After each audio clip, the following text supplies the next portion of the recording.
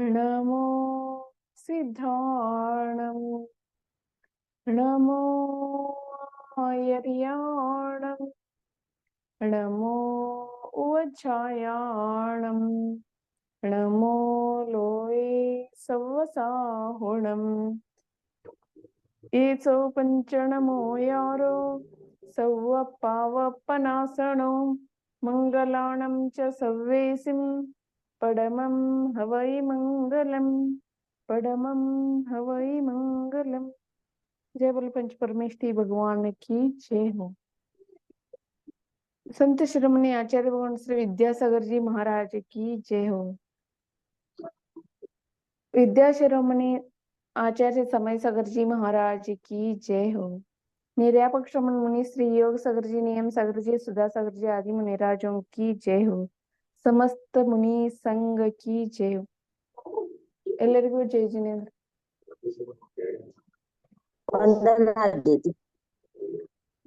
ಇವತ್ತು ನನ್ನ ಆವಾಜ್ ಕೇಳ್ತಾ ಇದೆಯಾ? ಕೇಳ್ತಾ ಇದೆ ದೀದಿ. ಅದೇ ಒಂದ್ ಸ್ವಲ್ಪ ಇಲ್ಲಿ ಮೌಸಮ್ ಖರಾಬ್ ಆಗಿ ಒಂದ್ ಸ್ವಲ್ಪ ವಾತಾವರಣ ಮೋಡಿನ ವಾತಾವರಣ ಆಗಿರೋದ್ ಕಾರಣ ಕೇಳ್ತಾ ಇದೆ, ಎಲ್ಲ ಕನ್ಫರ್ಮ್ ಮಾಡ್ಕೊಂಡೆ.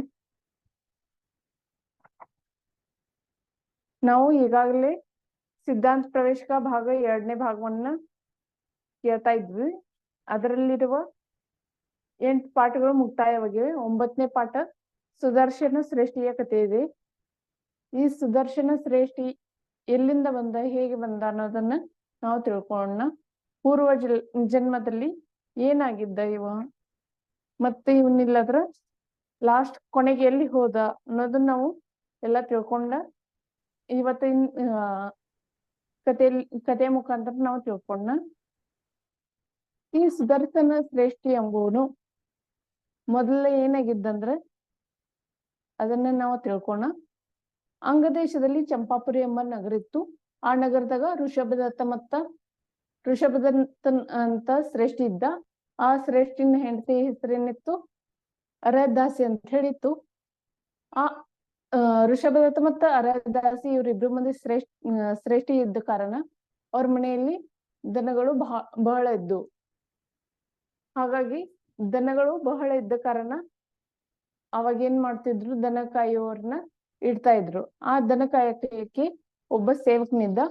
ಆ ಸೇವಕ ಏನ್ ಮಾಡ್ತಿದ್ದ, ದಿನಾಲು ದನ ಕಾಯಲಿಕ್ಕೆ ಕಾಡಿನೊಳಗೆ ಹೋಗ್ತಿದ್ದ.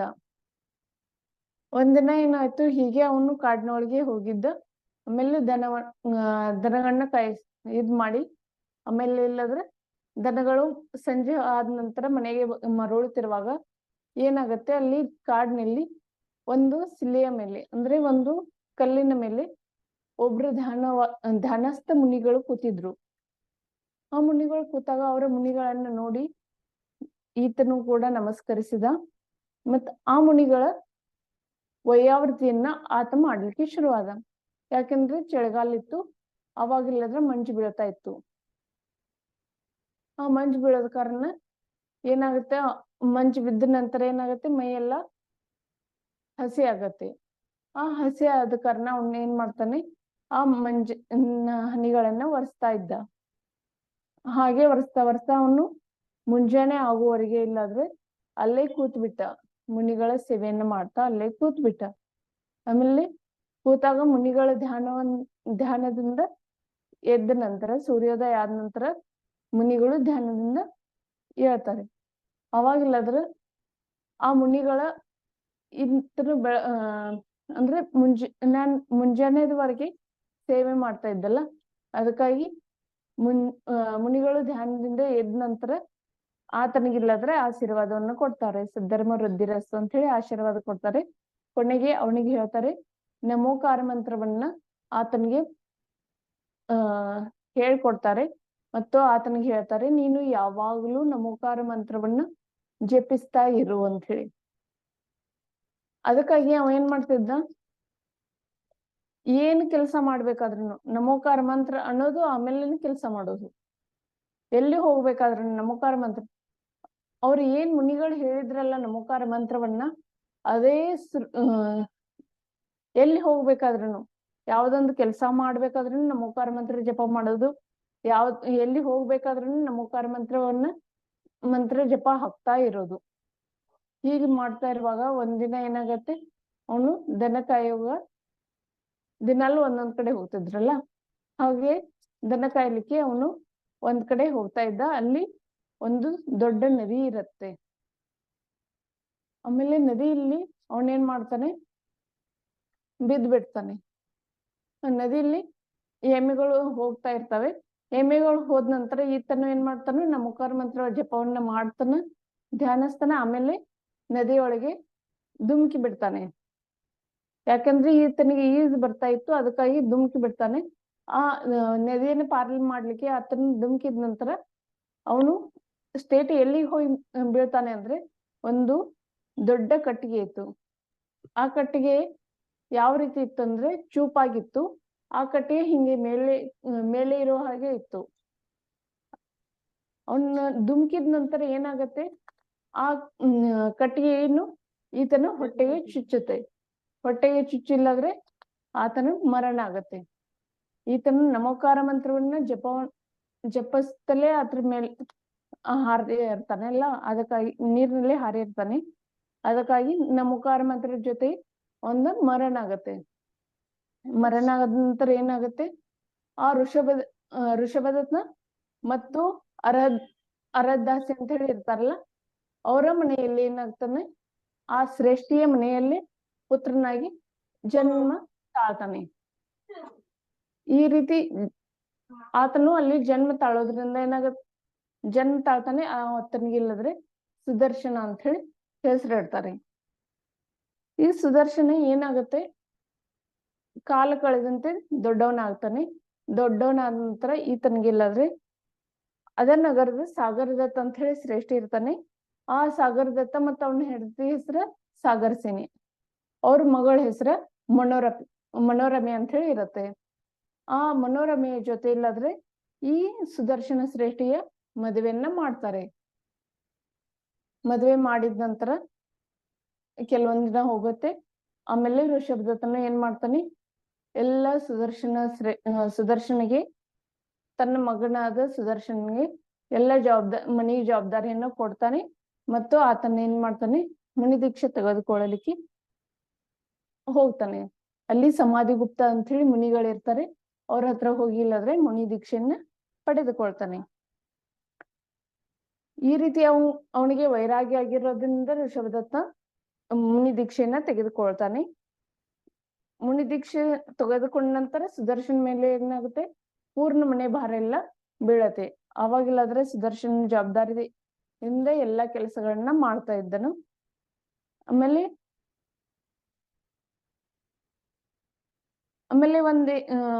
ಈ ಸುದರ್ಶನ ಸುದರ್ಶನ ಏನಿರ್ತಾನೆ, ಇವನಿಗೆ ಜಿನ ಭಕ್ತಿ ಬಹಳ ಇರುತ್ತೆ.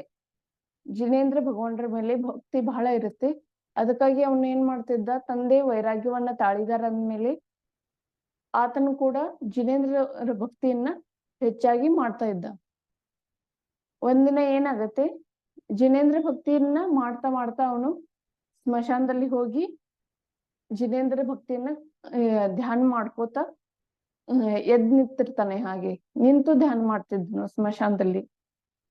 ಏಕೆಂದ್ರೆ ಆತನಿಗೆ ಜಿನೇಂದ್ರ ಭಗವಾನರ ಮೇಲೆ ಭಕ್ತಿ ಇರೋದ್ರಿಂದ ಆತ ಸ್ಮಶಾನ ಆಗ್ಲಿ ಅಥವಾ ಏನ್ ಬೇಕಾದ್ರೂ ಆಗ್ಲಿ ಅಲ್ಲಿ ಏಕಾಂತ ಸ್ಥಾನದಲ್ಲಿ ಹೋಗಿಲ್ಲದ್ರೆ ಅವರು ಧ್ಯಾನವನ್ನ ಮಾಡ್ತಾ ಇದ್ರು. ಧ್ಯಾನ ಮಾಡೋ ಟೈಮ್ದಾಗ ಏನಾಗತ್ತೆ, ಮಗಧ ರಾಜನಾದ ಗಜವಾಹನು ಸುದರ್ಶನ ಶ್ರೇಷ್ಠಿಯನ್ನು ಬಹಳ ನಂಬುತ್ತಿದ್ದನು.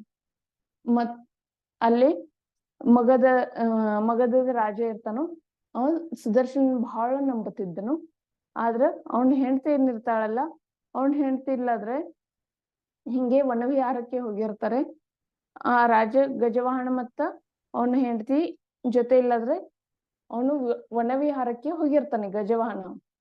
ಆಮೇಲೆ ಅಲ್ಲಿ ಸುದರ್ಶನ ಶ್ರೇಷ್ಠಿ ಅವನು ಅಲ್ಲಿ ಬಂದಿರ್ತಾನೆ. ಅವನ ರೂಪ ನೋಡಿ ಗಜವಾಹನ ಹೆಂಡತಿಲ್ಲಾದ್ರೆ ಮೋಹಿತ ಆಗ್ತಾಳೆ. ಅವಾಗಿಲ್ಲಾದ್ರೆ ಅವನ್ ಏನ್ ಮಾಡ್ತಾನೆ, ಸುದರ್ಶನ್ ಶ್ರೇಷ್ಠಿ ಅಂತೂ ಅವನಿಗೆ ಯಾವುದೇ ರೀತಿಯ ಮೋಹ ಇರೋದಿಲ್ಲ.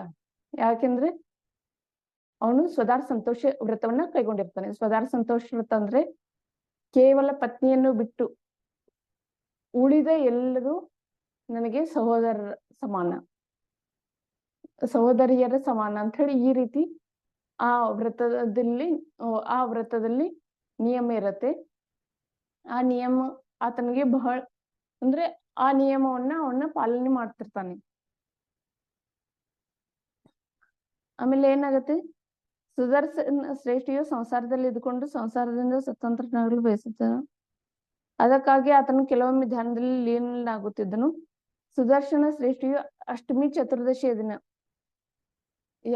ಯಾವಾಗ ಅಷ್ಟಮಿ ಮತ್ತೆ ಚತುರ್ದಶಿ ಇರ್ತದೆ ಅವಾಗಿಲ್ಲಾದ್ರೆ ಏನ್ ಮಾಡ್ತಾನೆ, ಆತನು ಸ್ಮಶಾನದಲ್ಲಿ ಹೋಗಿ ಇಲ್ಲಾದ್ರೆ ಆತ್ಮಧ್ಯಾನದಲ್ಲಿ ಲೀನ ಆಗುತ್ತಿದ್ದ. ಆಮೇಲೆ ಕೊನೆಗೆ ಏನಾಗತ್ತೆ,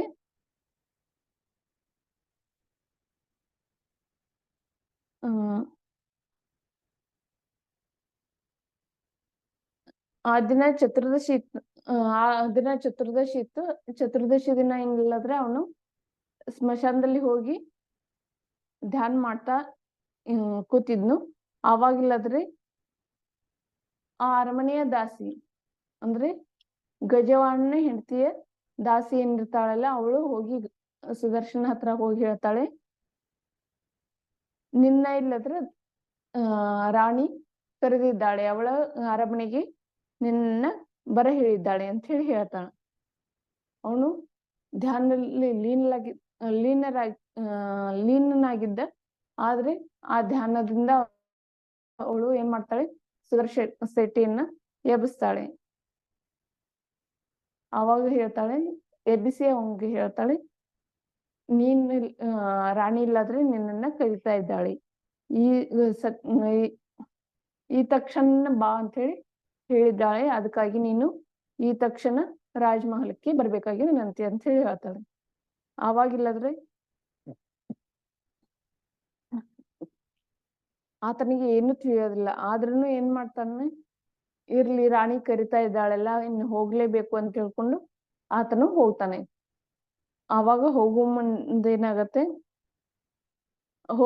ಹೋದ ನಂತರ ಅಲ್ಲಿ ರಾಣಿ ಏನ್ ಮಾಡ್ತಾಳೆ, ಅವನನ್ನ ಬಾರಿಗಿಲ್ಲಾದ್ರೆ ಕೂಚೆಷ್ಟೆಯಿಂದ ಆತನನ್ನ ತನ್ನ ಮೇಲೆ ಮೋಹಿತವನ್ನಾಗಿ ಮಾಡ್ಲಿಕ್ಕೆ ಪ್ರಯತ್ನ ಮಾಡ್ತಾಳೆ. ಎಷ್ಟೇ ಪ್ರಯತ್ನ ಪಟ್ರು ಅವನು ಸೋಲ್ಲೋದಿಲ್ಲ, ಅವನು ಅವಳಿಗೆ ಮೋಹಿತನಾಗೋದಿಲ್ಲ. ಹಾಗಾಗಿ ಅವಳೇನ್ ಮಾಡ್ತಾಳೆ, ಏನಿಲ್ಲ ಈತನ ನನ್ನ ಮೇಲೆ ಮೋಹಿತನಾಗವಲ್ಲ ಅಂತ ಹೇಳಿ ತಿಳಿದು ಅವಳ ಏನ್ ಮಾಡ್ತಾಳೆ, ನಾಚ್ತಾಳೆ. ಮತ್ತೆ ಇನ್ನಿಲ್ಲಾದ್ರೆ ಇವನು ರಾಜನಿಗೆ ಹೇಳ್ಬೋದು, ರಾಣಿ ಈ ರೀತಿ ಮಾಡಿದ್ದಾಳೆ ಅಂತ ಹೇಳಿ ಹೇಳ್ಬೋದು ಅಂತ ಹೇಳಿ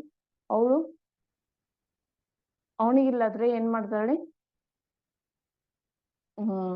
ಅವನ ಮೇಲೆ ಅಪವಾದ ಹಾಕ್ಬೇಕಂತ ಹೇಳಿ ಹಾಕುವ ಸಲುವಾಗಿ ಅವಳೇನ್ ಮಾಡ್ತಾಳೆ, ತನ್ನ ಮೈಯವನ್ನ ಹೀಗೆ ಕೆರಿತಾಳೆ ಮತ್ತು ಬಟ್ಟೆಯನ್ನ ಹರ್ಕೊಳ್ತಾಳೆ. ಹೀಗ ಹರ್ಕೊಂಡ ನಂತರ ಒದರ್ಲಿಕ್ಕೆ ಶುರು ಮಾಡ್ತಾಳೆ. ಅವಾಗ ಒದರ್ಲಿಕ್ಕೆ ಶುರು ಮಾಡಿದ ನಂತರ ಎಲ್ಲರೂ ಸೈನಿಕರು ಮತ್ತು ರಾಜ ಎಲ್ಲರೂ ಕೂಡಿ ಅರಮನೆಗೆ ಬರ್ತಾರೆ. ಬಂದು ಅಂತಃಪುರದಲ್ಲಿ ನೋಡ್ತಾರೆ, ರಾಣಿಯ ಅಂತಃಪುರದಲ್ಲಿ ಈ ಸುದರ್ಶನ ಶ್ರೇಷ್ಠಿ ಇದ್ದ. ಅದನ್ನ ನೋಡಿ ರಾಜ ಏನ್ ಮಾಡ್ತಾನೆ, ಗಜವಾಹನಿಗೆ ಸುದರ್ಶನ ಮೇಲೆ ಬಹಳೊಂದು ಪ್ರೀತಿ ಇದ್ರನು ಆತ ಗಜವಾಹನ ಹೇಳ್ತಾನೆ ಸುದರ್ಶನ ಶ್ರೇಷ್ಠಿಗೆ,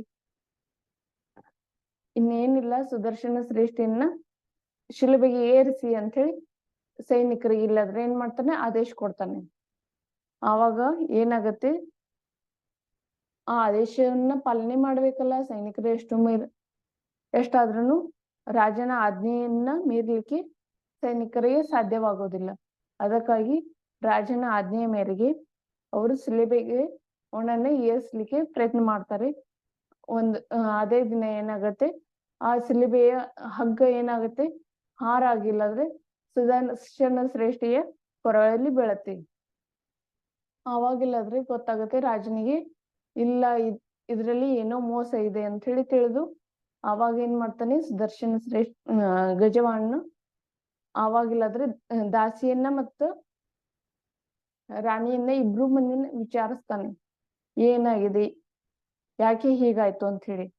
ಆವಾಗಿಲ್ಲಾದ್ರೆ ದಾಸಿ ಒಪ್ಕೋತಾಳೆ, ಏನಿಲ್ಲ ಹೀಗೀಗ ಆಗಿದೆ ಅಂತ ಹೇಳಿ ಗೊತ್ತಾಗತ್ತೆ. ಆವಾಗಿಲ್ಲಾದ್ರೆ ರಾಜ ಏನ್ ಮಾಡ್ತಾನೆ, ದಾಸಿನ ಮತ್ತು ರಾಣಿಯನ್ನ ಇಬ್ರು ಮಂದಿನ ಹೊರಗಡೆ ಹಾಕ್ತಾನೆ. ಹೀಗೆ ಅವರು ಸುದರ್ಶನ್ ಶ್ರೇಷ್ಠಿಯ ಮೇಲಿಂದ ಅಪವಾದವು ದೂರವಾಯಿತು. ಆದ್ರೆ ಅಪವಾದ ದೂರ ಆದ್ರೂ ಸುದರ್ಶನ ಶ್ರೇಷ್ಠಿ ಏನ್ ಮಾಡ್ತಾನೆ, ಇಷ್ಟೊಂದು ನನ್ನ ಮೇಲೆ ಭರವಸೆ ಇದ್ದಂತ ರಾಜನು ಅಷ್ಟೇ ಅಲ್ಲ, ಅಲ್ಲಿ ಇದ್ದಂತ ಎಲ್ಲ ಶ್ರಾವಕರಿಗೂ ಕೂಡ ನನ್ನ ಮೇಲೆ ಇಷ್ಟೊಂದು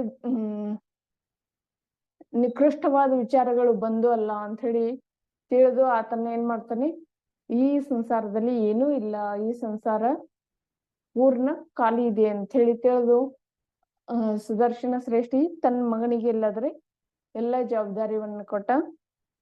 ಆತನ ಮಗನ ಹೆಸರೇನು,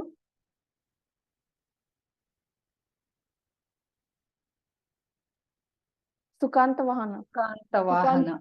ಹಾ, ಆತನ ಮಗನಾದ ಸುಖಾಂತವಾಹನಿಗೆ ಎಲ್ಲ ಜವಾಬ್ದಾರಿಯನ್ನು ಕೊಡ್ತಾನೆ. ಮತ್ತು ಸುದರ್ಶನ ಶ್ರೇಷ್ಠಿ ಇಲ್ಲಾದ್ರೆ ಏನ್ ಮಾಡ್ತಾನೆ, ಮುನಿ ದೀಕ್ಷೆ ತೆಗೆದುಕೊಳ್ಳಲಿಕ್ಕೆ ಅವನು ಹೊರಟು ಹೋಗ್ತಾನೆ. ಮುನಿ ದೀಕ್ಷೆಯನ್ನ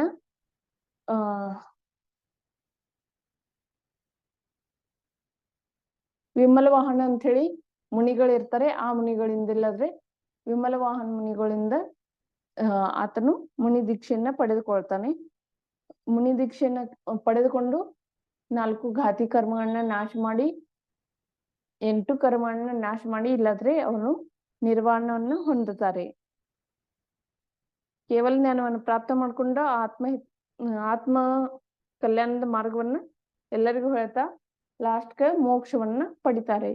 ಈ ರೀತಿ ಇಲ್ಲಾದ್ರೆ ಸುದರ್ಶನ ಸೃಷ್ಟಿ ಕಥೆ ಮುಕ್ತಾಯವಾಯಿತು. ಸುದರ್ಶನ ಶ್ರೇಷ್ಠನು ಕೂಡ ಮೋಕ್ಷಕ್ಕೆ ಹೋದನು. ಕೇವಲ ಒಂದು ಮಹಾಮಂತ್ರ ನಮೋಕಾರ ಮಂತ್ರದಿಂದ ಆತನಿಗೆ ಸೇವಕನಿಂದ ಎಲ್ಲಿ ಶ್ರೇಷ್ಠಿಯ ಮಗನಾಗಿ ಜನ್ಮ ತಾಳಿದ. ಶ್ರೇಷ್ಠಿಯ ಮಗನಾಗಿ ಜನ್ಮ ತಾಳಿದ ನಂತರ ಕೇವಲ ಮುನಿಗಳ ವೈಯಾವರ್ತಿ ಮಾಡೋದ್ರಿಂದ ಅವನಿಗೆ ನಮೋಕಾರ ಮಂತ್ರ ಮುನಿಗಳು ಕೊಟ್ರು. ಅದಕ್ಕಾಗಿಲ್ಲದ್ರ ಮುನಿಗಳ ಸೇವೆಯನ್ನ ಮಾಡಿ ನಮೋಕಾರ ಮಂತ್ರವನ್ನ ತೆಗೆದುಕೊಂಡು ನಮೋಕಾರ ಮಂತ್ರದ ಮೇಲೆ ವಿಶ್ವಾಸವನ್ನಿಟ್ಟು ಆತನ ಮರಣವಾಯ್ತು. ಮರಣ ಆದ ನಂತರ ಅವನು ಶ್ರೇಷ್ಠಿಯ ಮಗನಾದ ನಂತರ ಮುಂದೆ ಆತನಿಗೆ ವೈರಾಗ್ಯವೂ ಆಯ್ತು. ವೈರಾಗ್ಯಕ್ಕೆ ಕಾರಣ ಆ ಘಟನೆಯಿಂದ ಆತನಿಗೆ ವೈರಾಗ್ಯವಾಯಿತು. ವೈರಾಗ್ಯವಾದ ನಂತರ ಆತನು ಮುನಿ ದೀಕ್ಷೆಯನ್ನ ತೆಗೆದುಕೊಂಡು ಕೇವಲ ಜ್ಞಾನವನ್ನ ಪ್ರಾಪ್ತ ಮಾಡಿಕೊಂಡು ಎಲ್ಲರಿಗೂ ಆತ್ಮ ಕಲ್ಯಾಣದ ಮಾರ್ಗವನ್ನ ತೋರಿಸಿ ಕೊನೆಗೆ ಇಲ್ಲದ್ರೆ ಸಿದ್ಧ ಪರಮೇಷ್ಠಿ ಆದ್ರು. ಆ ಸಿದ್ಧ ಪರಮೇಷ್ಠಿ ಅವರಿಗೆ ಮೋಕ್ಷ ಯಾವಾಗ ಆಯ್ತು, ಮಹಾಮುನಿ ಸುದರ್ಶನ್ ಸ್ವಾಮಿಗೆ ಗುಲ್ಜರಾಬಾಗ್ ಪಟ್ನಾದಲ್ಲಿ ನಿರ್ವಾಣ ಪ್ರಾಪ್ತವಾಯಿತು. ಗುಲ್ಜರಾಬಾಗ್ ಪಟ್ನಾದಾಗ ಗುಲ್ಜರಾಬಾಗ್ ಅಂತ ಹೇಳಿ ಇದೆ, ಅಲ್ಲಿಲ್ಲಾದ್ರೆ ನಿರ್ವಾಣ ಆಯ್ತು ಅವ್ರಿಗೆ. ಅದು ಪೌಷ ಶುಕ್ಲ ಪಂಚಮಿ ದಿವಸ. ಯಾವ್ದಿನ? ಪೌಷ ಶುಕ್ಲ ಪಂಚಮಿ ದಿನ. ಆವಾಗ ನಿರ್ವಾಣ ಆದ ನಂತರ ಎಲ್ಲರೂ ಅಲ್ಲಿ ಮಹೋತ್ಸವನ್ನ ಆಚರಣೆ ಮಾಡ್ಕತ್ತರು. ಇನ್ನೂ ಅದನ್ನು ಅಲ್ಲಿ ನಿರ್ವಾಣ ಮಹೋತ್ಸವನ್ನ ಆಚರಣೆ ಮಾಡ್ತಾ ಇದ್ದಾರೆ. ಎಲ್ಲಿ ಇದು? ಚಂಪಾಪುರ್ ನಗರಿಯಲ್ಲಿ.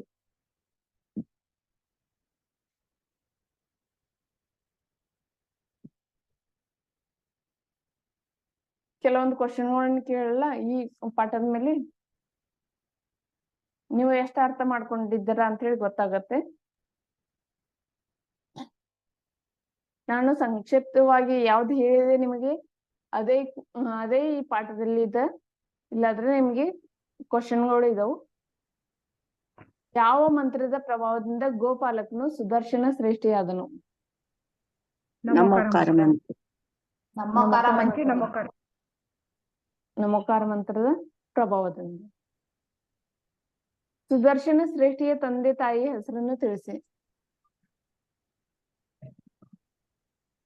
ತಂದೆ ಋಷಭದತ್ತ, ತಾಯಿ ಅರ್ಹದಾಸಿ. ತಂದೆ ಋಷಭದತ್ತ, ತಂದೆ ಋಷಭಸೇನ, ತಾಯಿ ಅರ್ಹದಾಸಿ. ಋಷಭದತ್ತ ಅಂತ ಹೇಳಿದೆ. ಋಷಭಸೇನ ಅಂದ್ರೆ ನಡೆಯುತ್ತೆ. ಋಷಭದತ್ತ ಮತ್ತು ಅರ್ಹದಾಸಿ. ಸುದರ್ಶನ ಹೆಂಡತಿಯ ಹೆಸರೇನು? ಮನೋರಮೆ. ಆತನ ಮಾವನ ಹೆಸರು ಸಾಗರದತ್ತ. ಅತ್ತೆಯ ಹೆಸರು ಸಾಗರಸೇನಿ. ಮಗನ ಹೆಸರು ಸುಖಾಂತವಾಹನ.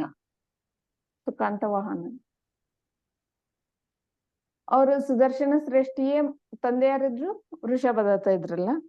ಅವ್ರಿಗೆ ಯಾರು ಮುನಿ ದೀಕ್ಷೆಯನ್ನು ಕೊಟ್ಟಿದ್ರು?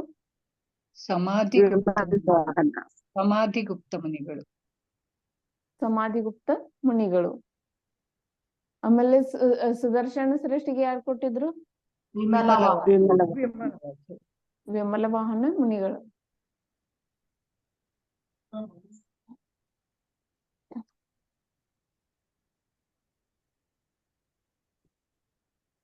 ಹಾಗಾದ್ರೆ ಇನ್ ಮುಂದೆ ಹೋಗೋಣ. 10ನೇ ಪಾಠ ಅಕ್ಷರಮಾಲೆಯ ಜಿನೇಶ್ವರನ ಸ್ತುತಿ. ಅಂದ್ರೆ ಇದರಲ್ಲಿ ಏನ್ ಕೊಟ್ಟಾರೆ? ಅಕ್ಷರಮಾಲೆಯಲ್ಲಿ ಮೇಲೆ ಸ್ವರಗಳು, ಕೆಳಗೆ ವ್ಯಂಜನಗಳು ಇವೆಲ್ಲ. ಅದರಲ್ಲಿ ನಾವು ಸ್ವರಗಳ ಬಗ್ಗೆ ನಮಗೆ ಒಂದು ಸ್ತುತಿ ಇದೆ. ಇದು ಅದಿಂದ ಆಹಾದವರೆಗೆ ಜಿನೇಶ್ವರರ ಸ್ತುತಿ ಇದೆ. ಅಂದ್ರೆ ಜಿನೇಶ್ವರರ ಸ್ತುತಿಯನ್ನು ನಾವು ಅಂತೇವಲ್ಲ, ಅದಲ್ಲಿ ನಾವು ಇದನ್ನು ಕೂಡ ಸೇರಿಸಬಹುದು.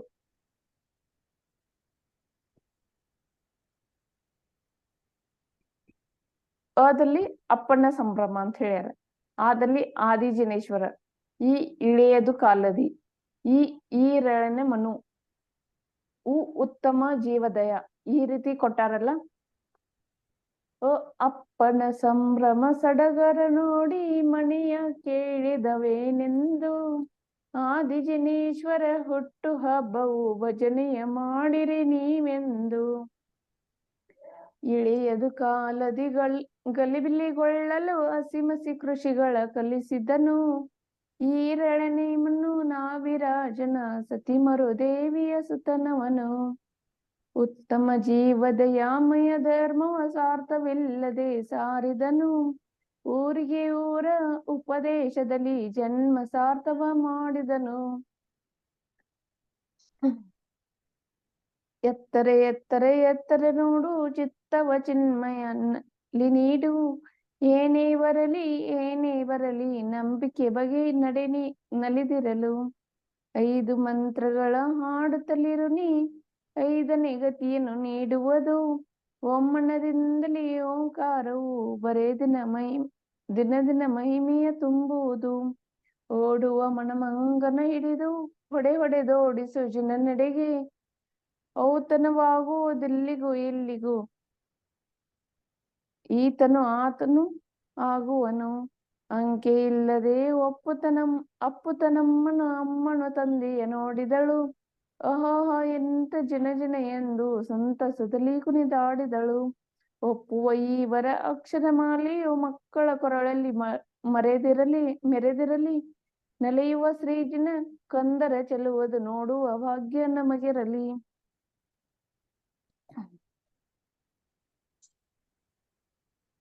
ಅಂದ್ರೆ ಇದ್ರಲ್ಲಿ ಏನೇನ್ ಕೊಟ್ಟಾರು? ಆದಿ ಜಿನೇಶ್ವರನ ಹುಟ್ಟು ಹಬ್ಬಕ್ಕೆ ಕೊಟ್ಟಾರು. ಆಮೇಲೆ ಅವ್ರು ಏನೇನ್ ಕಲಿಸಿದ್ರು? ಹಸಿ ಮಸಿ ಕೃಷಿಯನ್ನ ಕಲಿಸಿದ್ರು ನಮ್ಗೆ. ಅವರ ತಂದೆ ಹೆಸರೇನು? ನಾಗಿರಾಜ. ಮನ್ನು ನಾಭಿರಾಜ ಮತ್ತು ಸತಿ ಮರುದೇವಿ.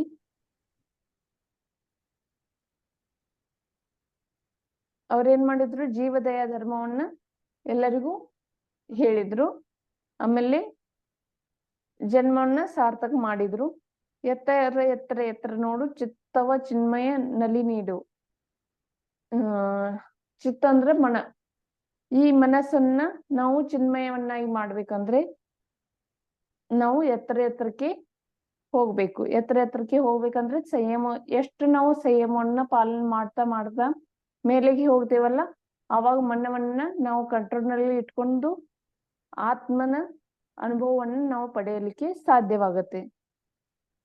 ಏನೇ ಬರ್ಲಿ ಏನೇ ಇರಲಿ ನಂಬಿಕೆ ಬಗ್ಗೆ ನಡೆದಿರಲು. ಏನೂ ಬರ್ಲಿ ಏನೂ ಇರ್ಲಿ ಅದನ್ನ ನಾವು ಯಾವಾಗ್ಲೂ ನೋಡಬಾರ್ದು. 5 ಮಂತ್ರಗಳ ಹಾಡುತ್ತಲಿರುನಿ 5ನೇ ಗತಿಯನ್ನು ನೀಡುವುದು. 5 ಮಂತ್ರಗಳ ಹಾಡುತ್ತಾ 5 ಮಂತ್ರಗಳು ಯಾವುವು? ನಮೋಕಾರ ಮಂತ್ರದಲ್ಲಿ ಪಂಚ ನಮಸ್ಕಾರ ಮಂತ್ರ ಅಂತ ಹೇಳಿ ಹೇಳಿದ್ದಾರೆ. ಈ ಮಂತ್ರವನ್ನ ನೀವು ಯಾವಾಗ ಹಾಡ್ತಿರಲ್ಲ ಅವಾಗ ನಿಮಗೆ 5ನೇ ಗತಿ ಸಿಗತ್ತೆ ಅಂತ ಹೇಳಿ ಹೇಳಿದ್ದಾರೆ. ಈ ರೀತಿ ಅಕ್ಷರಮಾಲೆಯಲ್ಲಿ ಎಲ್ಲವೂ ಹೇಳಿದ್ದಾರೆ. ಅಂದ್ರೆ ಓಂಕಾರ ಬರೆ ದಿನ ದಿನ ಮಹಿಮೆಯ ತುಂಬುವುದು. ಓಂಕಾರವನ್ನು ನೀವು ದಿನಾಲೂ ಏನ್ ಮಾಡ್ತಿದ್ರೆ ಅದ್ರ ಓಂಕಾರವನ್ನ ನೀವು ಅಂದ್ರೆ ಮನಸ್ಸಿನಲ್ಲಿ ಅಂತ ಇದ್ರೆ ಅದನ್ನ ನೀವು ಗುಂಜಾಯಮಾನ ಮಾಡ್ತಾ ಇದ್ರೆ ನಿಮ್ಮ ಮನಸ್ಸು ಪ್ರಫುಲ್ಲಿತ ಆಗತ್ತೆ ಮತ್ತು ನಿಮ್ಮ ಮನಸ್ಸು ನಿಮ್ಮ ವಶವಾಗತ್ತೆ.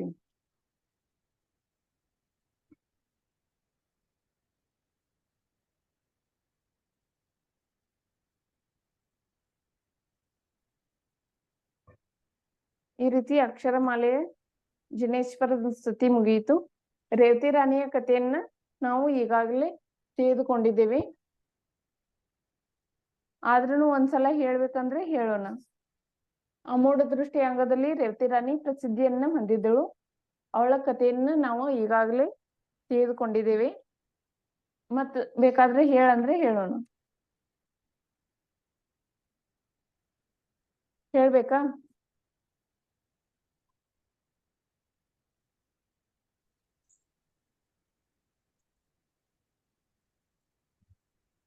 ಹಾಗಾದ್ರೆ ಎಷ್ಟು 10-15 ನಿಮಿಷದಲ್ಲಿ ಪೂರ್ಣ ಕಥೆಯನ್ನ ಮುಗಿಸೋಣ.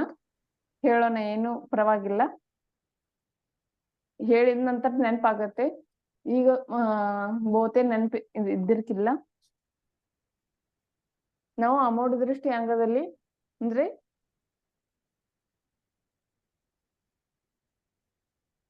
ಅಮೋಢ ದೃಷ್ಟಿ ಅಂಗ ಇತ್ತಲ್ಲ, ಅದ್ರಲ್ಲಿ ಪ್ರಸಿದ್ಧಿ ಯಾರಾದ್ರು ರೇವತಿ ರಾಣಿ ಇದ್ದಳು. ಈ ರೇವತಿ ರಾಣಿ ರೇವತಿ ರಾಣಿ ಯಾವ ರೀತಿ ಇದ್ರು ಅವಳ ಕಥೆಯನ್ನ ನಾವು ಕೇಳೋಣ.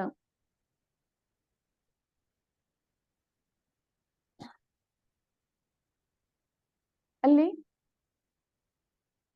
ವಿಜಯಾರ್ಧ ಪರ್ವತದ ದಕ್ಷಿಣ ಶ್ರೇಣಿಯಲ್ಲಿರುವ ಮೇಘಕೂಟ ನಗರದ ರಾಜ ಚಂದ್ರಪ್ರಭು ತನ್ನ ಮಗನಾದ ಚಂದ್ರಶೇಖರನಿಗೆ ರಾಜ್ಯವನ್ನು ಕೊಟ್ಟು ಪರೋಪಕಾರ ಮತ್ತು ವಂದನ ಮತ್ತು ಭಕ್ತಿಗಾಗಿ ಕೆಲವೊಂದು ವಿದ್ಯೆಗಳನ್ನು ಧಾರಣೆ ಮಾಡ್ತಾ ದಕ್ಷಿಣ ಮಥುರೆಗೆ ಹೋಗಿ ಗುಪ್ತಾಚಾರ್ಯರ ಬಳಿ ಕ್ಷುಲ್ಲಕ ದೀಕ್ಷೆಯನ್ನು ತೆಗೆದುಕೊಂಡನು. ರಾಜ ಚಂದ್ರಪ್ರಭು ಏನ್ ಮಾಡ್ತಾನು? ತನ್ನ ಮಗನಿಗೆ ಇಲ್ಲದ್ರೆ ರಾಜ್ಯವನ್ನು ಕೊಡ್ತಾನೆ, ಮತ್ತಿಲ್ಲದ್ರೆ ತಾನು ಗುಪ್ತಾಚಾರ್ಯರ ಬಳಿ ಇಲ್ಲದ್ರೆ ಹೋಗಿ ದಕ್ಷಿಣ ಮಥುರಾದಾಗ ಗುಪ್ತಾಚಾರ್ಯರು ಅಂತ ಹೇಳಿ ಇರ್ತಾರೋ ಆ ಗುಪ್ತಾಚಾರ್ಯರ ಬಳಿ ಹೋಗಿ ಇಲ್ಲದ್ರೆ ಮುನಿ ದೀಕ್ಷೆಯನ್ನ ಧಾರಣೆ ಮಾಡ್ತಾರೆ. ಕ್ಷುಲ್ಲಕ ದೀಕ್ಷೆಯನ್ನ ತೆಗೆದುಕೊಳ್ತಾರೆ. ಕ್ಷುಲ್ಲಕ ದೀಕ್ಷಾ ತೆಗೆದುಕೊಂಡ ನಂತರ ಒಂದು ದಿನ ಗುಪ್ತಾಚಾರ್ಯರಿಗೆ ಹೇಳ್ತಾರೆ, ಅವ್ರಿಗೆ ಕೆಲವೊಂದು ವಿದ್ಯೆಗಳು ಪ್ರಾಪ್ತಿ ಇರುತ್ತವೆ. ಮೊದಲೇ ಯಾವಾಗ ಅವರು ದಕ್ಷಿಣ ಮಥುರಾ ಕಡೆ ಹೋಗ್ತಿರ್ತಾರಲ್ಲ, ಮೇಘಕೂಟದಿಂದ ದಕ್ಷಿಣ ಮಥುರಾ ಕಡೆ ಹೋಗುವಾಗ ಕೆಲವೊಂದ ತೀರ್ಥಕ್ಷೇತ್ರಗಳನ್ನ ಮಾಡ್ಕೋತ ಅಲ್ಲಿ ಪರೋಪಕಾರವನ್ನು ಮಾಡ್ಕೋತಾ ಇಲ್ಲದ್ರೆ ಅವ್ರೇನ್ ಮಾಡ್ತಾರೆ, ದಕ್ಷಿಣ ಮಥುರಾ ಕಡೆ ಹೊರಟಿರ್ತಾರೆ. ಆ ಟೈಮ್ದಲ್ಲಿ ನಡುವೆ ಏನಾಗುತ್ತೆ, ಕೆಲವೊಂದು ವಿದ್ಯೆಗಳು ಅವ್ರಿಗೆ ಪ್ರಾಪ್ತಿ ಆಗುತ್ತವೆ. ಆ ವಿದ್ಯೆಗಳ ಜೊತೆ ಇಲ್ಲದ್ರೆ ಅವರು ದಕ್ಷಿಣ ಮಥುರಾಕ್ಕೆ ಹೋಗಿ ಅಲ್ಲಿ ಗುಪ್ತಾಚಾರ್ಯರ ಬಳಿ ಹೋಗಿ ಇಲ್ಲದ್ರೆ ಏನ್ ಮಾಡ್ತಾರೆ, ಕ್ಷುಲ್ಲಕ ದೀಕ್ಷೆಯನ್ನ ಪಡೆದುಕೊಳ್ತಾರೆ. ಕ್ಷುಲ್ಲಕ ದೀಕ್ಷೆ ಪಡೆದುಕೊಂಡ ನಂತರ ಅವ್ರು ಏನ್ ಮಾಡ್ತಾರೆ, ಗುಪ್ತಾಚಾರ್ಯರಿಗೆ ಹೇಳ್ತಾರೆ, ನನಗೆ ಉತ್ತರ ಮಥುರೆ ಕಡೆ ಹೋಗಿಲ್ಲಾದ್ರೆ ದರ್ಶನ ಮಾಡಿ ಬರೋದಿದೆ, ಅದಕ್ಕಾಗಿ ತಮ್ಮ ಆಜ್ಞೆ ಬೇಕು ಅಂತ ಹೇಳಿ ಹೇಳ್ತಾರೆ. ಗುಪ್ತಾಚಾರ್ಯರು ಹೇಳ್ತಾರೆ, ಸರಿ ಹಾಗಾದ್ರೆ ಹೋಗಿ ಬರೋದಾದ್ರೆ ಹೋಗಿ ಬಾ ಅಂತ ಹೇಳಿ ಹೇಳ್ತಾರೆ. ಆವಾಗ ಇವರು ಚಂದ್ರಪ್ರಭ ಕ್ಷುಲ್ಲಕ ದೀಕ್ಷೆಯನ್ನು ಪಡೆದುಕೊಂಡಿರ್ತಾರಲ್ಲ, ಅವ್ರು ಕೇಳ್ತಾರೆ, ನಿಮಗೆ ಉತ್ತರ ಮಥುರೆಯಲ್ಲಿ ಯಾರಿಗಾದ್ರೂ ಏನಾದ್ರೂ ಸಂದೇಶ ಕೊಡೋದಿದೆಯಾ ಅಂತ ಹೇಳಿ ಕೇಳ್ತಾರೆ. ಯಾಕಂದ್ರೆ ಅಲ್ಲಿ ಭವ್ಯಸೇನ ಮುನಿ ಅಂತ ಹೇಳಿ 11 ಅಂಗಧಾರಿ ಮುನಿ ಇರ್ತಾರೆ. ಅಂದ್ರೆ ಅವರು ಬಹಳ ವಿದ್ಯೆ ಅಂಗದ ಧಾರಕರಾಗಿರ್ತಾರಲ್ಲ, ಹಾಗಾಗಿ ಅವ್ರ ಹತ್ರ ಬಹಳಷ್ಟು ವಿದ್ಯೆ ಇರತ್ತೆ. ಅದಕ್ಕಾಗಿ ಅವರು ಏನ್ ಮಾಡ್ತಾರೆ, ಅವ್ರಿರೋದು ಯಾರಿಗ್ ಗೊತ್ತಿರತ್ತೆ, ಇವರು ಚಂದ್ರಪ್ರಭ ಅಂತ ಹೇಳಿ ಕ್ಷುಲ್ಲಕ ಇರ್ತಾರಲ್ಲ ಅವ್ರಿಗೆ ಗೊತ್ತಿರತ್ತೆ. ರಾಜ ಚಂದ್ರಪ್ರಭ ಇರ್ತಲ್ಲ, ಅವ್ರು ಕ್ಷುಲ್ಲಕ ದೀಕ್ಷೆಯನ್ನು ತೆಗೆದುಕೊಂಡ ನಂತರ ಅವ್ರಿಗೆ ಗೊತ್ತಾಗತ್ತೆ ಅವರು ಅಲ್ಲಿ ಭವಿಷ್ಯನ ಮುನಿ ಅಂತ ಹೇಳಿ ಅದಾರು, ಅವ್ರಿಗೆ 11 ಅಂಗದ ಜ್ಞಾನ ಇದೆ ಅಂತ ಹೇಳಿ ಗೊತ್ತಾಗತ್ತೆ. ಆವಾಗಿಲ್ಲಾದ್ರೆ ಅವನು ಅಲ್ಲಿ ದರ್ಶನ ಮಾಡ್ಲಿಕ್ಕೆ ಹೋಗ್ಬೇಕಂತ ಹೇಳಿ ಇಚ್ಛೆ ಪಡ್ತಾನೆ. ಅದೇ ರೀತಿ ಇಲ್ಲಾದ್ರೆ ದರ್ಶನಕ್ಕೆ ಹೋಗೋಕ್ಕಿಂತ ಮೊದಲ ಗುರುಗಳ ಅಪ್ಪಣೆಯೊಂದಿಗೆ ಗುರುಗಳಿಗೆ ಕೇಳ್ತಾನೆ, ತಾವು ಯಾರಿಗಾದ್ರೂ ಏನಾದ್ರೂ ಸಂದೇಶ ಹೇಳೋದಾದ್ರೆ ಹೇಳಿ, ನಾನು ಹೋಗಿ ಅವರಿಗೆ ಸಂದೇಶವನ್ನ ಕೊಡ್ತೇನೆ ಅಂತ ಹೇಳಿ. ಆಗ ಏನಾಗತ್ತೆ, ಗುಪ್ತಾಚಾರ್ಯರು ಹೇಳ್ತಾರೆ, ಅಲ್ಲಿ ಸುವ್ರತ ಮುನಿ ಅಂತ ಹೇಳಿ ಇದಾರು, ಅವ್ರಿಗಿಲ್ಲದ್ರೆ ನಮೋಸ್ತು ಅಂತ ಹೇಳು. ಮತ್ತೆ ಅದೇ ರೀತಿ ಇಲ್ಲದ್ರೆ ಅಲ್ಲಿ ರೇವತಿ ರಾಣಿ ಅಂತ ಹೇಳಿ ಒಬ್ಬಳು ಶ್ರಾವಿಕೆ ಇದ್ದಾಳೆ, ಅವಳಿಗಿಲ್ಲದ್ರೆ ನೀನು ರೇವತಿ ರಾಣಿ ಇದ್ದಾಳೆ, ಆ ರಾಣಿಗೆ ಇಲ್ಲದ್ರೆ ನೀನು ಸದ್ಧರ್ಮ ವೃದ್ಧಿರಸ್ತು ಅಂತ ಹೇಳಿ ಹೇಳು ಅಂತ ಹೇಳಿ ಹೇಳ್ತಾರೆ.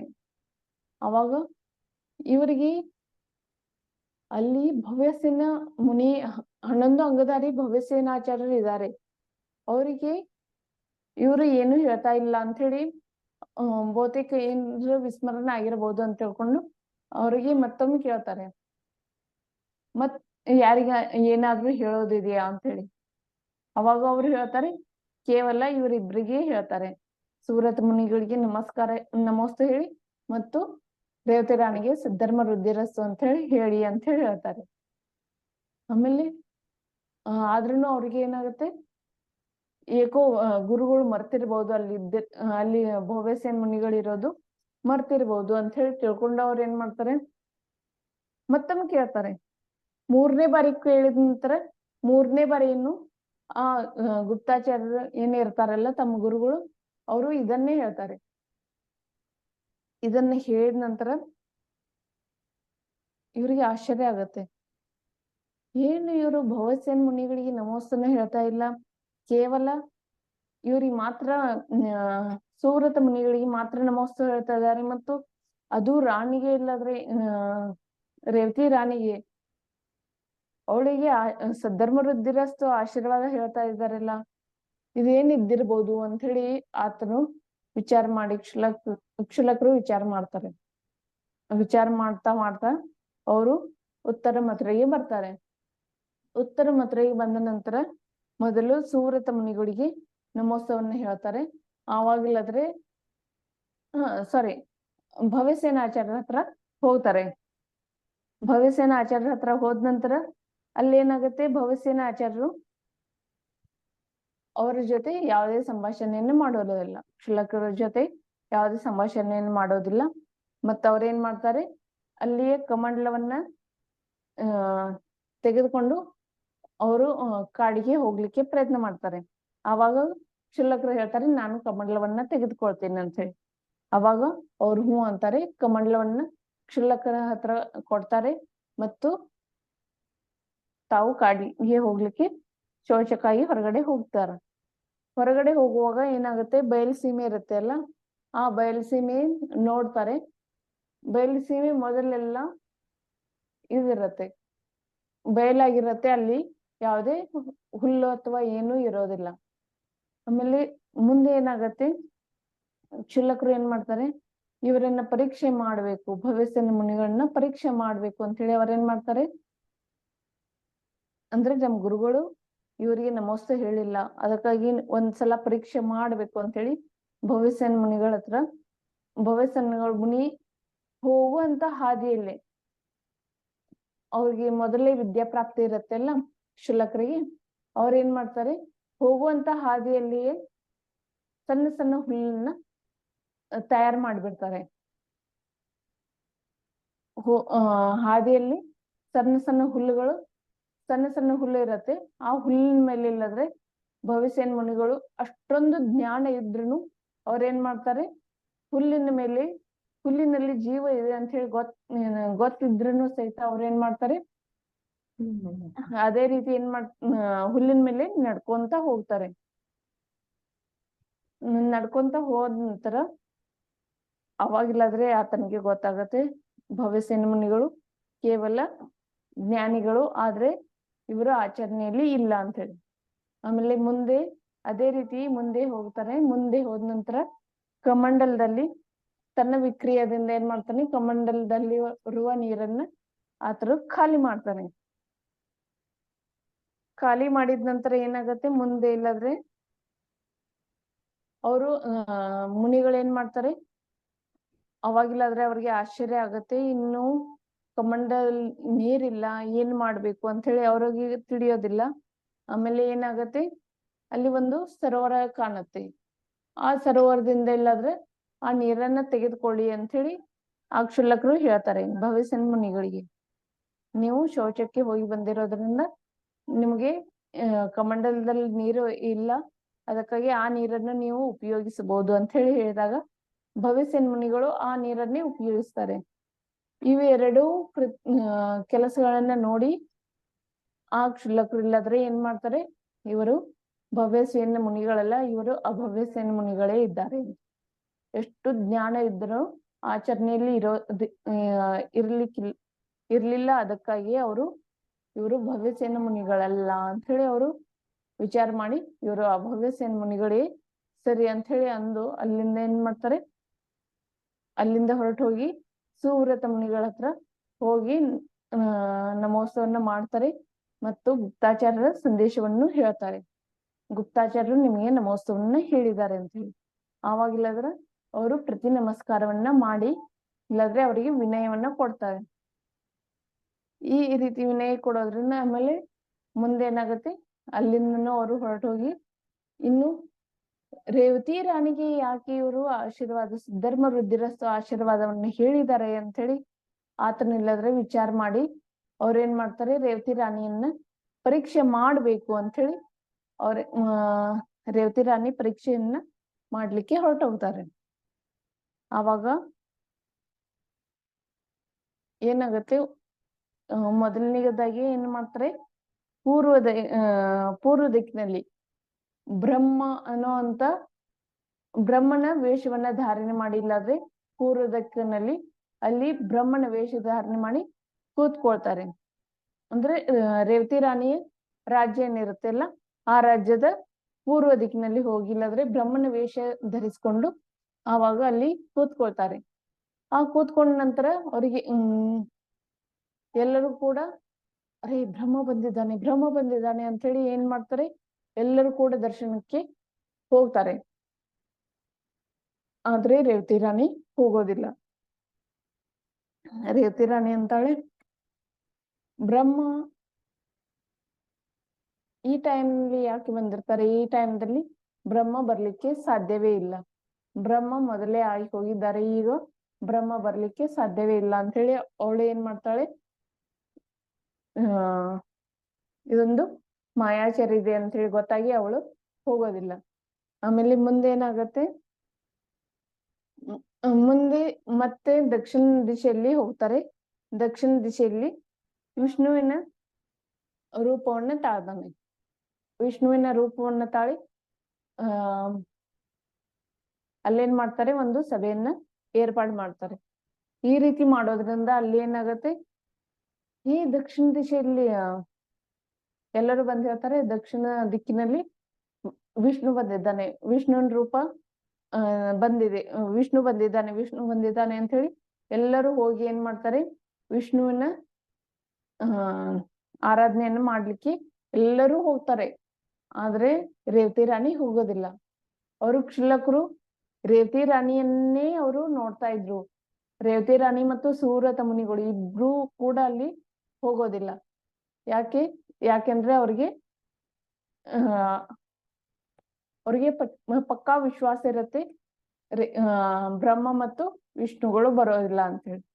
ಈಗಾಗ್ಲೇ 9 ನಾರಾಯಣರಾಗಿ ಹೋಗಿದ್ದಾರೆ. ಇದು 10ನೇ ನಾರಾಯಣ ಆಗ್ಲಿಕ್ಕೆ ಸಾಧ್ಯವೇ ಇಲ್ಲ. ಹಾಗಾಗಿ ವಿಷ್ಣು ಬರ್ಲಿಕ್ಕೆ ಸಾಧ್ಯವೇ ಇಲ್ಲ ಅಂತ ಹೇಳಿ ಅವ್ರೇನ್ ಮಾಡ್ತಾರೆ, ಬಂದಿಲ್ಲ ಅಂತ ಹೇಳಿ ಅಲ್ಲಿ ಬಂದಿಲ್ಲ ಅಂತ ಹೇಳಿ ಅವರು ಇಬ್ರು ಜನ ಹೋಗೋದಿಲ್ಲ.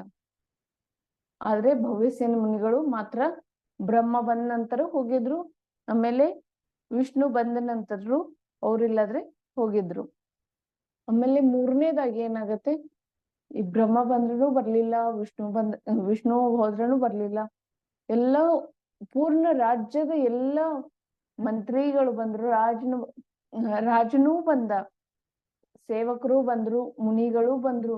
ಆದ್ರೆ ಇವ್ರಿಬ್ರು ಮಾತ್ರ ಬರ್ಲಿಲ್ಲ ಅಂತ ಹೇಳಿ ಆತನು ಮತ್ತೆ ಇನ್ನು ಪರೀಕ್ಷೆ ಮಾಡ್ಬೇಕು ಅಂತ ಹೇಳಿ 3ನೇದಾಗಿ ಏನ್ ಮಾಡ್ತಾನೆ, 3ನೇದಾಗಿ ಮಹೇಶ್ವರನ ರೂಪವನ್ನ ತಾಳಿಲ್ಲಾದ್ರೆ ಪಶ್ಚಿಮ ದಿಕ್ಕಿನಲ್ಲಿ ಕೂತ್ಕೊಳ್ತಾರೆ. ಪಶ್ಚಿಮ ದಿಕ್ಕಿನಲ್ಲಿ ಮಹೇಶ್ವರನ ರೂಪ ತಾಳೋದ್ರಿಂದ ಏನಾಗತ್ತೆ, ಮಹೇಶ್ವರ ಈತನು ರುದ್ರನಿರ್ತಾನೆ. ರುದ್ರರು ಈಗಾಗಲೇ 11 ಜನ ಆಗಿ ಹೋಗಿದ್ದಾರೆ.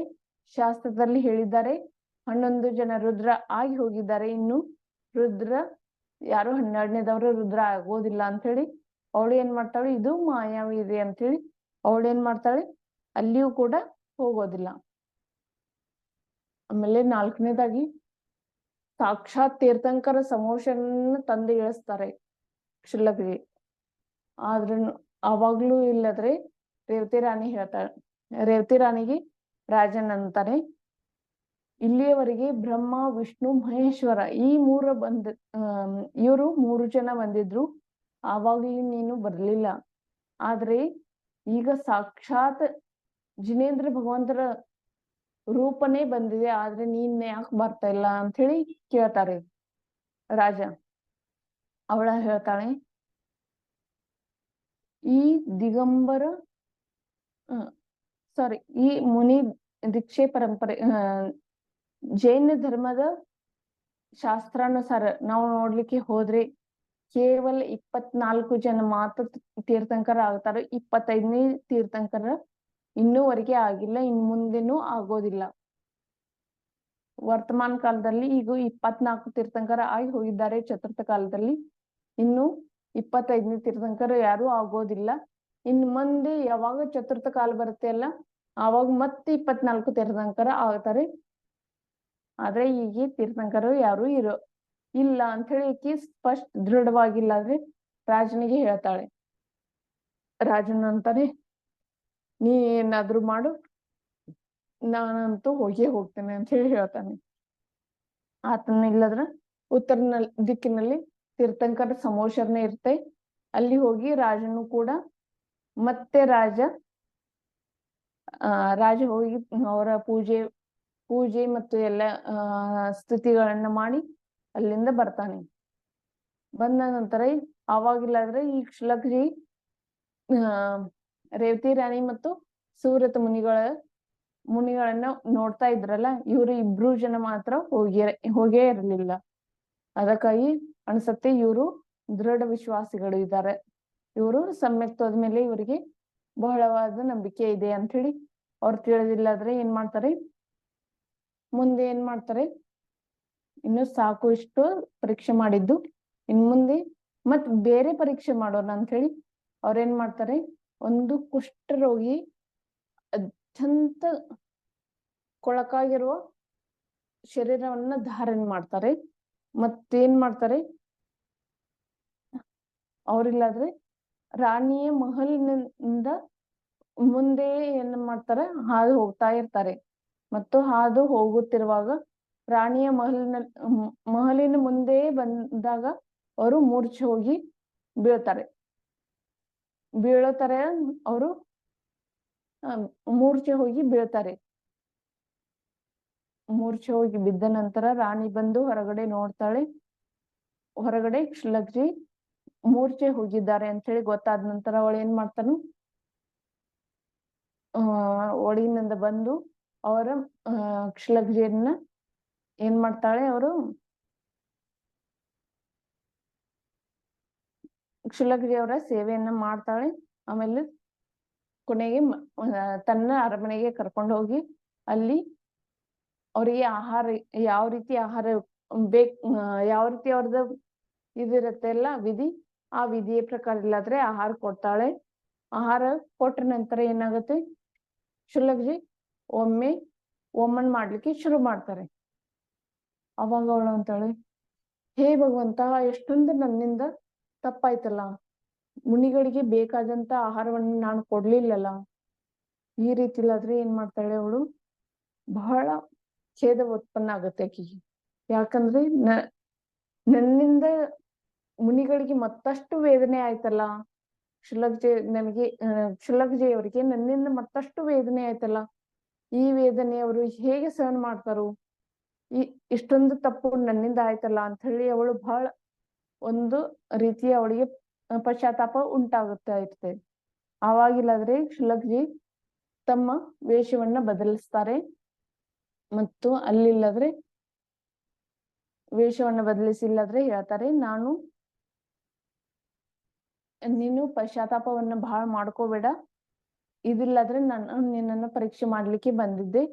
ನಾನು ಕ್ಷುಲ್ಲಕಜಿ ಹೌದು ಖರೆ, ಆದ್ರೆ ನಿಮ್ಮನ್ನು ಇನ್ನಿಲ್ಲಾದ್ರೆ ಪರೀಕ್ಷೆ ಮಾಡ್ಲಿಕ್ಕೆ ಬಂದಿದ್ದೆ. ನಿನಗಾಗಿ ಗುಪ್ತಾಚಾರ್ಯ ಮುನಿಗಳು ಸದ್ಧರ್ಮ ವೃದ್ಧಿರಸ್ತು ಅಂತ ಹೇಳಿ ಆಶೀರ್ವಾದವನ್ನ ಹೇಳಿದ್ದಾರೆ ಅಂತ ಹೇಳಿ ಹೇಳ್ತಾರೆ. ಅದ್ರ ಜೊತೆಗೆ ಅಲ್ಲಿ ಸೇರಿದಂತ ಎಲ್ಲ ಸೇವಕರು ಹಾಗೂ ಅಲ್ಲಿ ಇದ್ದಂತ ಜನಗಳಿಗೆ ಎಲ್ಲರಿಗೂ ಹೇಳ್ತಾರೆ, ರಾಣಿ ಏನಿದಾಳೆಲ್ಲ ಇವಳು ಅಮೂಢ ದೃಷ್ಟಿ ಅಂಗದಲ್ಲಿ ಪ್ರಸಿದ್ಧಿಯನ್ನ ಹೊಂದುತ್ತಾಳೆ ಅಂತ ಹೇಳಿ ಹೇಳ್ತಾರೆ. ಅಂದ್ರೆ ಇವಳ ಹತ್ರ ಮೂಢತೆ ಇಲ್ಲ ಅಂತ ಹೇಳಿ ಇಲ್ಲಾದ್ರೆ ಅಲ್ಲಿಂದ ಅವರು ಹೊರಟು ಹೋಗ್ತಾರೆ. ಈ ರೀತಿ ಇಲ್ಲಾದ್ರೆ ಅವಳು ಅಮೂಢ ದೃಷ್ಟಿ ಅಂಗದಲ್ಲಿ, ಅಂದ್ರೆ ಯಾವ ರೀತಿ ಅವಳಿಗೆ ಶ್ರದ್ಧೆ ಇತ್ತು, ಜಿನೇಂದ್ರ ಭಗವಂತರು ಹೇಳಿದ ವಚನದ ಮೇಲೆ ಶ್ರದ್ಧೆಯನ್ನು ಇಟ್ಟಿದ್ದು ಅನ್ನೋದ ಇಲ್ಲಿ ನಮಗೆ ಅರ್ಥ ಆಗತ್ತೆ. ಇದೇ ಇಲ್ಲಾದ್ರೆ ನಮಗೆ ಪಾಠದಲ್ಲಿ ಬಂದಿತ್ತು, ಎಷ್ಟನೇ ಪಾಠ ಇದು? 11ನೇ ಪಾಠ. 11ನೇ ಪಾಠದಲ್ಲಿ ಈ ರೇವತಿ ರಾಣಿ ಮುಂದೆ ಏನಾಗತ್ತೆ, ಕ್ಷುಲ್ಲಕಜಿ ತಮ್ಮ ಸ್ಥಾನಕ್ಕೆ ಹೋಗ್ತಾರೆ. ಆಮೇಲೆ ರಾಜ ವರುಣ ಇರ್ತಾನೆಲ್ಲ, ಅಂದ್ರೆ ರೇವತಿ ರಾಣಿಯ ಪತಿ ರಾಜ ಏನಿರ್ತಾನೆ ಆತನು ಇಲ್ಲಾದ್ರೆ ತನ್ನ ಮಗನಿಗೆ ಕೀರ್ತಿ ಅಂತ ಹೇಳಿ ತನ್ನ ಮಗ ಇರತ್ತಾನೆ, ಅವನಿಗೆಲ್ಲ ರಾಜ್ಯವನ್ನು ಕೊಟ್ಟು ಅವರು ತಪಸ್ ಮಾಡ್ಲಿಕ್ಕೆ, ಮುನಿ ದೀಕ್ಷೆಯನ್ನ ತೆಗೆದುಕೊಂಡು ತಪಸ್ ಮಾಡ್ಲಿಕ್ಕೆ ವನದಲ್ಲಿ ಹೋಗ್ತಾರೆ. ಮತ್ತು ತಪಸ್ ಮಾಡಿ ಅವರು ಮಹೇಂದ್ರ ಸ್ವರ್ಗದಲ್ಲಿ ದೇವನಾಗಿ ಜನ್ಮ ತಾಳ್ತಾರೆ. ಅದೇ ರೀತಿ ಇಲ್ಲಾದ್ರೆ ರೇವತಿ ರಾಣಿ ಏನ್ ಮಾಡ್ತಾಳೆ, ಈಗಿನ್ನೂ ತಪಸ್ಸನ್ನ ಮಾಡಿ ಬ್ರಹ್ಮ ಸ್ವರ್ಗದ ದೇವನಾಗಿಲ್ಲಾದ್ರೆ ಜನ್ಮ ತಾಳ್ತಾಳೆ. ಇಲ್ಲಿಯವರೆಗೆ ಈ ರೇವತಿ ರಾಣಿ ಕಥೆ ಇತ್ತು. ಆಮೇಲೆ ಮುಂದೆ ಏನಾಗುತ್ತೆ, ಮುಂದೆ ನಾವು ಇನ್ನು ಇದ್ರ ಬಗ್ಗೆ ಕೆಲವೊಂದು ಪ್ರಶ್ನೆಗಳಿವೆ, ಅವುಗಳನ್ನು ನೋಡೋಣ. ಗುಪ್ತಾಚಾರ್ಯರು ಎಲ್ಲರಿಗೂ ಅರ್ಥ ಆಯ್ತಲ್ಲ ಕತೆ? ಆಗಿತ್ತು, ಆಯ್ತು ದೀದಿ. ಹಾಗಾದ್ರೆ ಒಂದೆರಡು ಕ್ವಶನ್ಗಳಿವೆ, ಆ ಕ್ವಶನ್ಗಳನ್ನು ಕೇಳೋಣ. ಗುಪ್ತಾಚಾರ್ಯರು ಯಾರಿಗೆ ಯಾವ ಆಶೀರ್ವಾದ ನೀಡಿದರು? ಸೂರತ ಮುನಿಗಳಿಗೆ ನಮೋಸ್ತು ಮತ್ತು ರೇವತಿ ರಾಣಿಗೆ ಸದ್ಧರ್ಮಾಭಿವೃದ್ಧಿರಸ್ತು. ಸದ್ಧರ್ಮ ವೃದ್ಧಿರಸ್ತು ಅಂತ ಹೇಳಿ ಹೇಳಿದ್ರು. ಆಮೇಲೆ ಕ್ಷುಲ್ಲಕರು ಉತ್ತರ ಮಥುರೆಗೆ ಹೋಗಿ ಯಾವ ವೇಷವನ್ನು ಧರಿಸಿದ್ರು?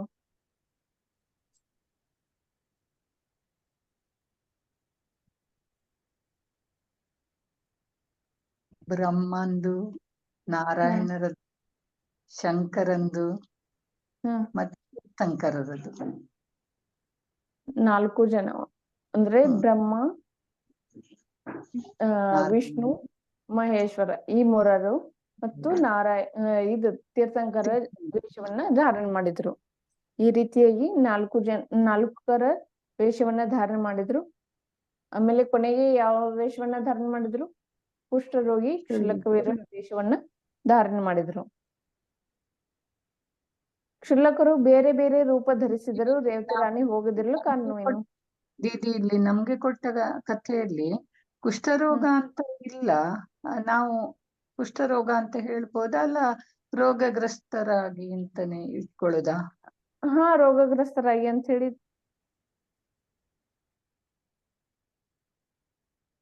ನಾನು ಮೊದ್ಲೊಮ್ಮೆ ಓದಿದ್ದೆ, ಬ್ಯಾರೆತ್ರಲ್ಲಿ ಓದಿರ್ಬೋದು. ಇಲ್ಲಿ ರೋಗಗ್ರಸ್ತ ಅಂತ ಹೇಳಿದ್ರೆ ರೋಗಗ್ರಸ್ತ ಅಂತ ಹೇಳಿ ಇದು ಮಾಡ್ಬೇಕು. ಕುಷ್ಠರೋಗ ಅಂತ ಹೇಳಿದ್ರೆ ಕುಷ್ಠರೋಗ ಅಂತ ಹೇಳಿ ಮಾಡೋದು. ಇದರಲ್ಲಿ ರೋಗಗ್ರಸ್ತ ಅಂತ ಕೊಟ್ಟಾರ. ಹಾ ಹೌದು, ಹೌದು. 70 ಪೇಜಲ್ಲಿ ಹಾ, ಕ್ಷುಲ್ಲಕರು ರೋಗಗ್ರಸ್ತನಾಗಿ ಬಳಲುವ ಹಾ ರೋಗಗ್ರಸ್ತ ಅಂತ ಹೇಳಿ ಅಷ್ಟೇ ಹೇಳ್ಬೇಕು.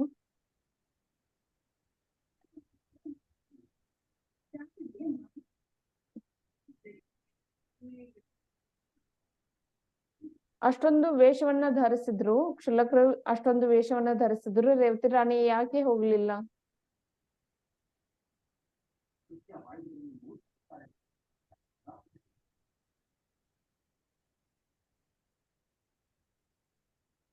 ಚುನಾವಣೆ ಮೇಲೆ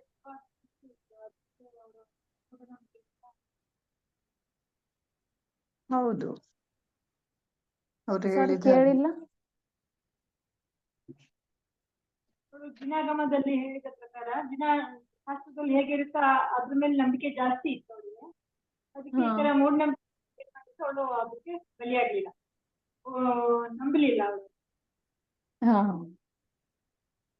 ಸರಿ. ಜಿನವಾಣಿ ಮೇಲೆ ಶ್ರದ್ಧೆ ಇರೋದ್ರಿಂದ ಅವಳು ಏನ್ ಮಾಡ್ತಾಳೆ? ಜಿನೇಂದ್ರ ಭಗವಂತರ ಮೇಲೆ ಜಿನವಾಣಿಯ ಮೇಲೆ ಶ್ರದ್ಧೆ ಇರೋದ್ರಿಂದ ಅವಳು ಬೇರೆ ಬೇರೆ ಬೇರೆ ಮೋಹಕ್ಕೆ ಬಲಿಯಾಗದೆ, ಅವಳು ಮೂಢತೆಗೆ ಬಲಿಯಾಗದೆ ಏನ್ ಮಾಡ್ತಾಳೆ? ಜಿನವಾಣಿ ಮೇಲೆ ಶ್ರದ್ಧೆ ಇಡೋದ್ರಿಂದ ಸಮ್ಯಕ್ ದೃಷ್ಟಿ.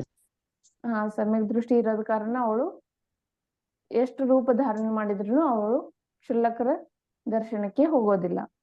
ಅಂದ್ರೆ ಬೇರೆ ಬೇರೆ ರೂಪ ಧಾರಣೆ ಮಾಡಿದಂತ ಅಲ್ಲಿ ರೂಪಕ್ಕೆ ಅವಳು ಮರಳಾಗಿ ಅವ್ರ ಹತ್ರ ಹೋಗೋದಿಲ್ಲ. ಕ್ಷುಲ್ಲಕರು 11 ಅಂಗದ ಜ್ಞಾನಿಯಾದ ಭವ್ಯಸೇನನ್ನು ಪರೀಕ್ಷೆ ಮಾಡಲು ಯಾವ ರೀತಿ ಮಾಡಿದರು?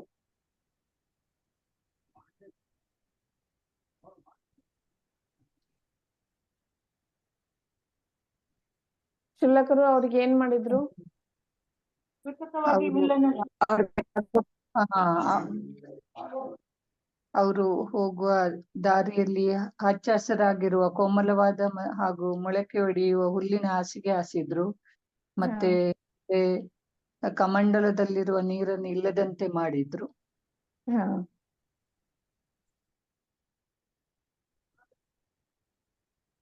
ಕ್ಷುಲ್ಲಕರು ಆಹಾರ ಸಮಯದಲ್ಲಿ ಏನು ಮಾಡಿದರು?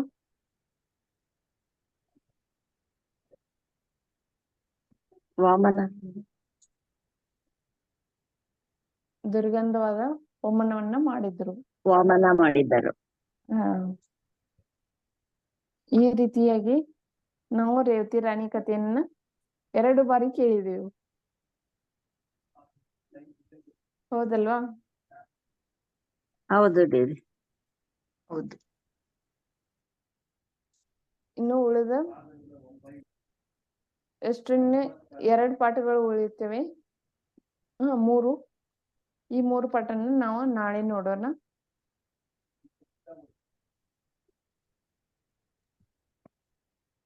ಇವತ್ತು ಜಿನವಾಣಿಯೊಂದಿಗೆ ಇಲ್ಲಿಯೇ ಕ್ಲಾಸ್ ಮುಗಿಸೋಣ. ಜಿನವಾಣಿ ಯಾರು ಹೇಳ್ತೀರಾ?